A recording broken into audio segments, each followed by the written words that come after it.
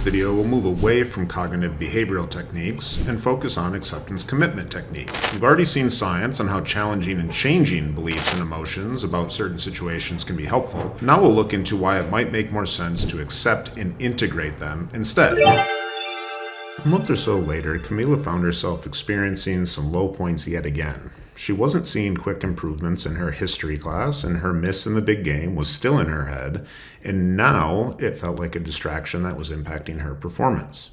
She went back to the school counselor, and they took a different approach this time, one that the counselor called acceptance commitment technique. She explained that rather than focusing on pushing the negative feelings away, Camila might need to just let them in and learn how to deal with or harness them. To do that would take multiple steps. The first two would be to notice those emotions and accept them. In Camila's case, that meant noticing anxiety, fear, doubt, and stress. But instead of trying to reframe it, like with CBT, accept it and begin to learn to use it or navigate it. She tried to take a non-judgmental approach to her unpleasant thoughts and feelings, and instead of running from them, approach them with curiosity, hoping to identify why they were there and how they might help her.